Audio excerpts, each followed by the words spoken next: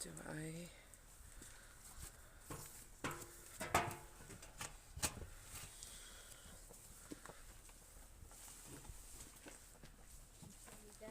Here, Vimber, do you want to talk here, sweetie? Is it live, is it? Yeah, it's live.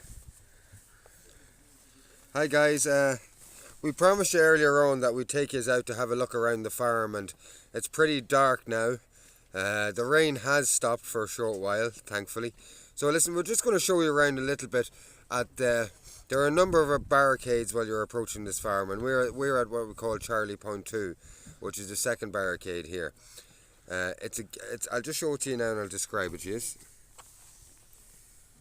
Now, it's a farm gate.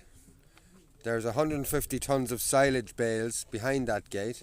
We normally have a good few people here at the gate as well. The guys are in the porter cabin at the moment. You can see there's some signs here.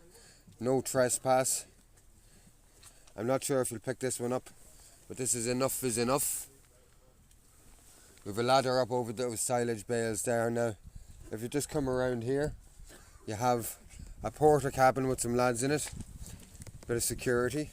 You also have a nice big fire here. As you can see, I won't go too close to the fire because I don't want the computer to fall in.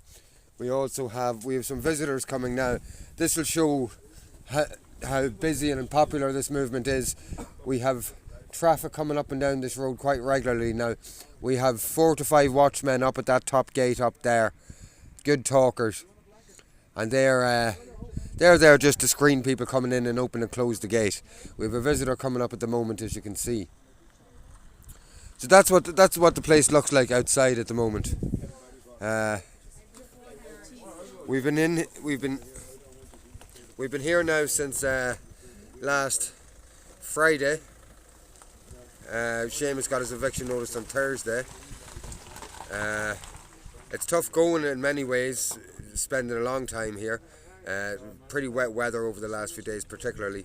But spirits are still pretty high, and we're still adamant that we're going to stay here until we have to until Seamus has the farm back, and Bank of Scotland are dealing with him in a reasonable manner. Just to remind you guys that it's not a case that Seamus Sherlock does not want to pay his mortgage, and it's not a case that Seamus wants a write down. But he wants the bank to be a bit more reasonable with him because they're not negotiating with him at all, you know.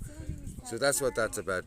We have someone coming in now who's been up and down quite a bit to the farm as well. Mairead, I'm just going to introduce Mairead. This is going live around the world as you speak. Oh, cool. Hi. So if you want to say hi, maybe talk why you come down here, Mairead. I suppose I'm friends with Seamus really the last few years, and just all the good work he's done on behalf of good people, you know, that have hit hard times through no fault of their own. And Seamus is always fighting the good fight. That's another good issue, the same as the ESB that he was involved with, and genuinely I'm just sick of seeing good people fucked over. And that's why I'm here. Brilliant. In a nutshell. Brilliant. That's Mairead saying it like she sees it. Mairead has just brought some supplies probably for us. There's people dropping in supplies all the time, which is pretty good too. We've got Ray here. Ray's from Limerick City itself. Ray, have you spoken to anybody in this yet? Oh, I'd say so. They all know me. They all know Ray anyway. He's not too fond of the camera, but we all have to do a bit, the comfortable bits and the uncomfortable bits. He's trying to blind you. Is that worth the blind? There's a light there. No. Maybe that's a ghost behind us being picked up in the camera, who knows.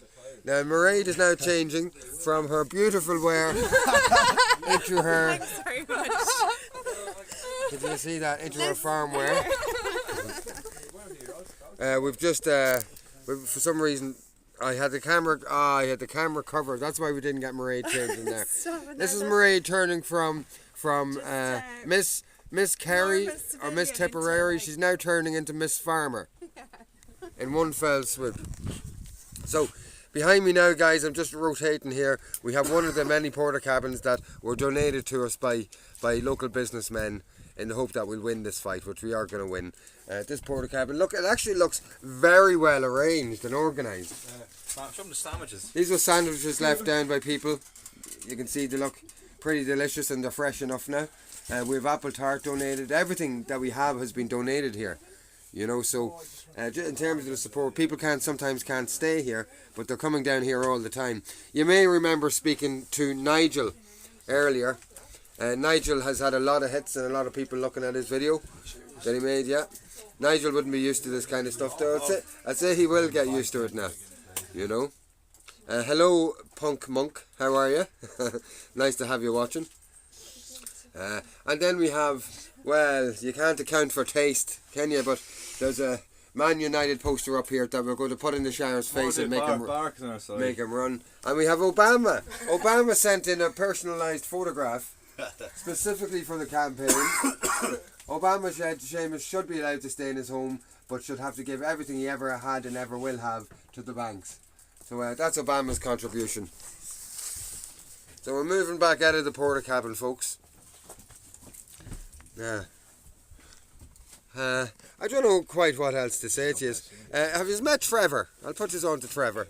This is Trevor. How's it going, ladies and gentlemen? He travelled down from Dundalk with me yesterday. Trevor is an independent writer, and hopefully you'll get some stories out of his visit here as well. I hope you'll be able to read some of the stuff we write up on Facebook pages on boards.ie and contact.ie. What's your surname so they know who to be looking for? Trevor Murtagh, M-U-R-T-H-E-H, pronounced Murtagh as in Riggs and Murtagh from Lethal Weapon series. I think I could be a distant relation to you, but I just sort of tell you now, so but we won't go into that now. Won't go into that. Oh. Yeah. Now we have someone else coming down the road here from Charlie 1 or the main gate. You can't see, you clown. We'll see if we can pick him up here behind me.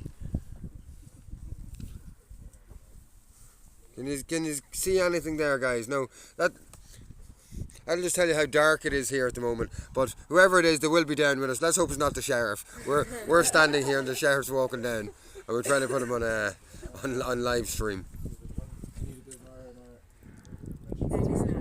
That's Dermot Seamus' son on the way down, actually. So that's what we promised, that we'd get you out and we'd get you looking around and talking to a few people before the day ended. We've had shocking weather. We're going to head over to the porta cabin now. Maybe give you a brief update. Let you know exactly what you could do around the world, sitting in your sofas, to help this campaign as much as possible. Yeah, yes, couch potatoes. Yes, couch potatoes. Well, if you're in America watching at the moment and you want to hop on an airplane and get over, more than welcome. You're more than welcome.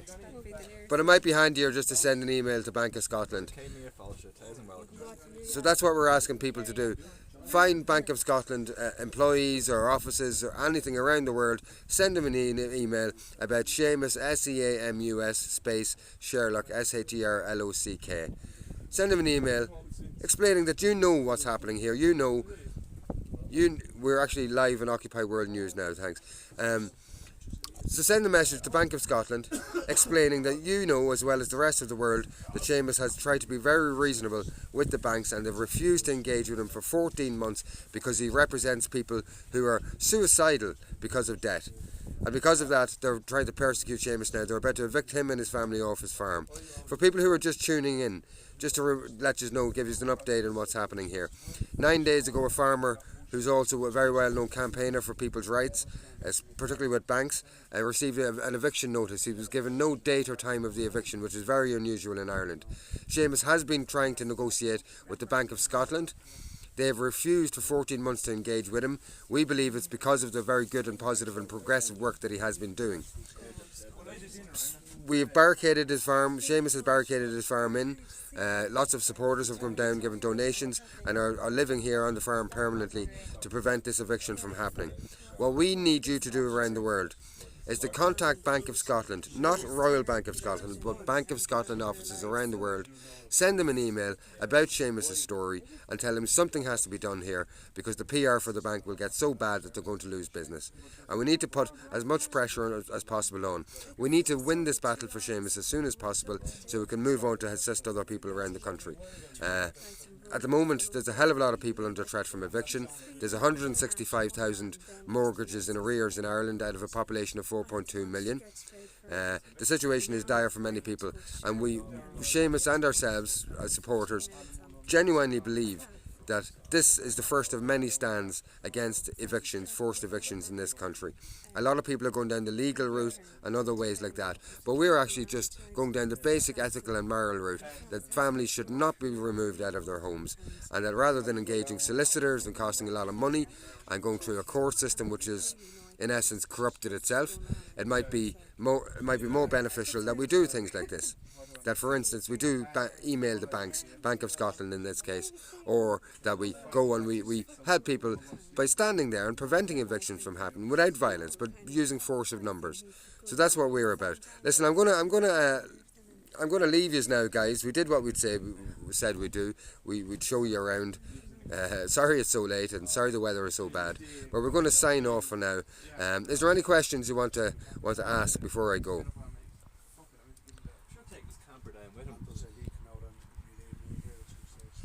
Any questions, guys? No, I'll take that you are all want to sign off and get to bed. Well, I suppose I'll give you time to type. I've got a young fella here, Eric. Eric knows a hell of a lot more about live streaming and stuff like that than me. Eric, what age are you? 12. Eric is 12 years old and he knows a lot more than me. About some things. I know how to shave. Eric, I've been there. Eric hasn't had that experience yet. Yeah. So, Danger Mouse, Northern Guy, all you, Ireland's Eye, Punk Monk. Hi Eric, Ireland Eye says hi Eric. We're going to hit the sack, folks. It's been a long old day. We only got about 2 or 3 hours sleep last night. Probably only get the same again tonight. We have shifts on, but it's hard to sleep around here because there's just such a sense of spirit and adrenaline around the place, you know. So listen, I'm going to ask Sharon to sign off, and we'll talk to you tomorrow. Have a lovely night, sleep well. Good night and boha lath. Slán all you. Hi guys, I just want to say I hate this camera, but that's beside the point. I want to say a big thank you for helping us get Seamus's story out there, and you know, I really appreciate it, and you know, my faith in humanity has been restored so much in the last few weeks when I see people helping each other, you know, and thanks again, and I'll talk to you tomorrow at some stage. Good night, guys. Good night.